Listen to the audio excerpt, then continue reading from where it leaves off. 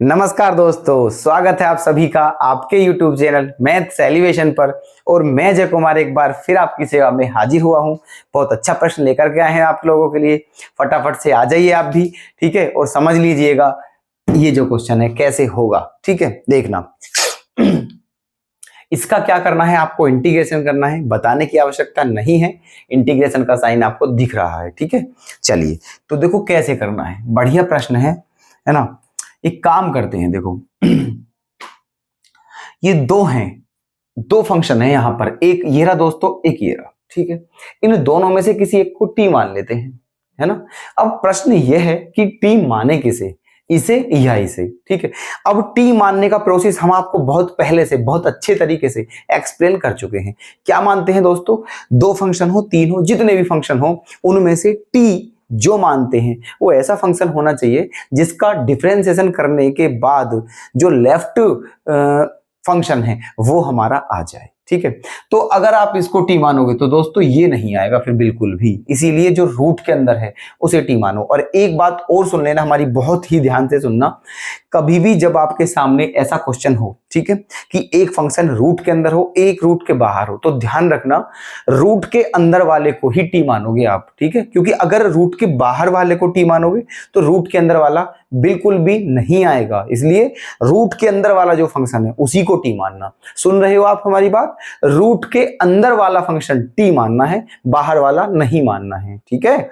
चलिए तो रूट के अंदर क्या है x+2, इसलिए इसको टी मानिए, ये आ जाएगा। कैसे आएगा वो आपको हम दिखा रहे हैं, देखो हाथों हाथ, बस आप ध्यान से देखिएगा। देखो लेट मान लिया x+2 इक्वल टू टी, ठीक है, ये मान लिया हमने, है ना। चलिए अब क्या है, x+2 इन बराबर हो गया। अब हमें यहां तो केवल x है दोस्तों, ठीक है, यहां केवल x है। तो ये बताइए आप, है ना, यहां पर क्या है, केवल x। जब x+2 किसके बराबर है, t के बराबर है, ठीक है। तो x किसके बराबर हो जाएगा, t-2 के नहीं हो जाएगा क्या, x बराबर क्या हो जाएगा, t-2, इसके बराबर हो गया है ये, है ना। अब क्या करना है, डिफरेंशिएशन, ठीक है।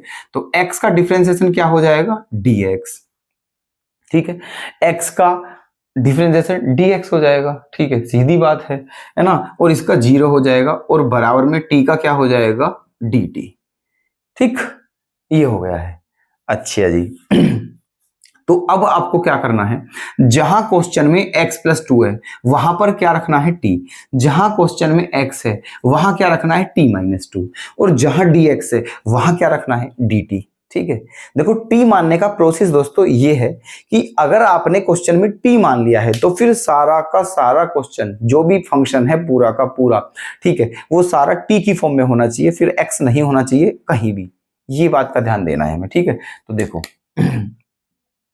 क्या करें, ये x है ना केवल, तो x के प्लेस पर क्या रखेंगे, t-2, x के प्लेस पर क्या रख दिया, t-2, ठीक है, इनटू में रूट, है ना, इसके प्लेस पर x+2 के प्लेस पर क्या रख दें, t, है ना, इनटू dx के प्लेस पर क्या रख दें, dt।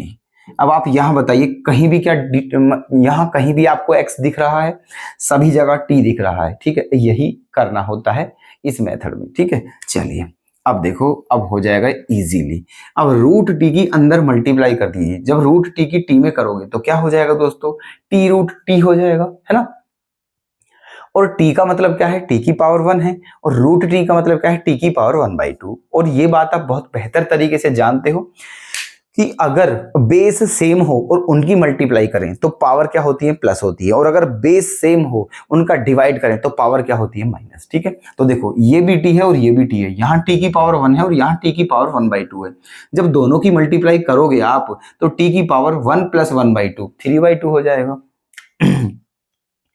क्या हो जाएगा, t की पावर 3/2, ठीक है, माइनस। अब रूट t की यहां करोगे तो क्या हो जाएगा, 2t की पावर 1/2, और इनटू में क्या चल रहा है, dt।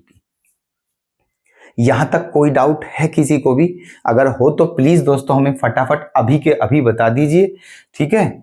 अच्छा नहीं है, चलो देखो अब इन दोनों का हमें क्या करना है, इंटीग्रेशन। तो इसका अलग कर लीजिए, इसका अलग कर लीजिए, ठीक है। देखो t की पावर n का कर लीजिए, t की power n plus 1 upon n plus 1, ठीक है, माइनस यहां आ जाइए 2 इंटू टी की पावर 1/2 में 1 जोड़ेंगे तो क्या हो जाएगा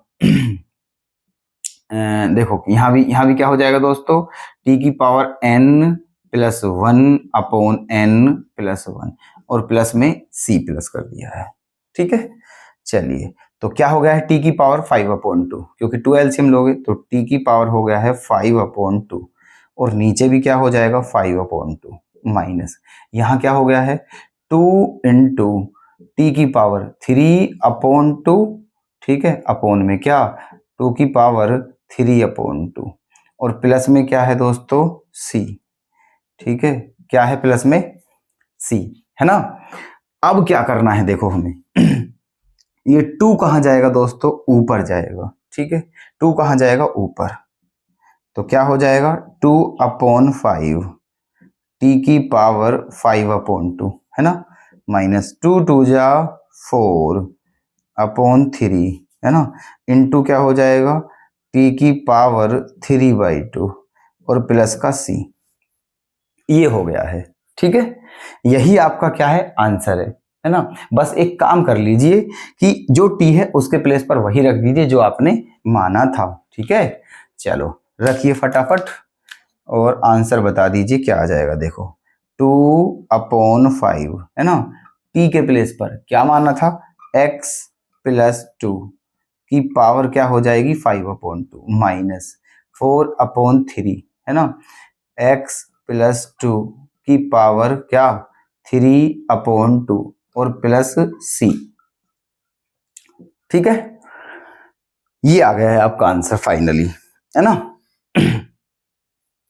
तो याद रखना दोस्तों, अच्छा प्रश्न है, इंपॉर्टेंट है क्योंकि थोड़ी सी टेक्निक है इसमें, ठीक है। चलिए तो उम्मीद करता हूं आपने इस क्वेश्चन को बहुत अच्छे से समझ लिया होगा, ठीक है। तो इसी तरह के क्वेश्चन देखने के लिए दोस्तों बने रहिएगा और अपना प्यार और सपोर्ट बनाए रखिएगा। फिर से मिलते हैं ऐसे ही क्वेश्चन के साथ, तब तक के लिए धन्यवाद।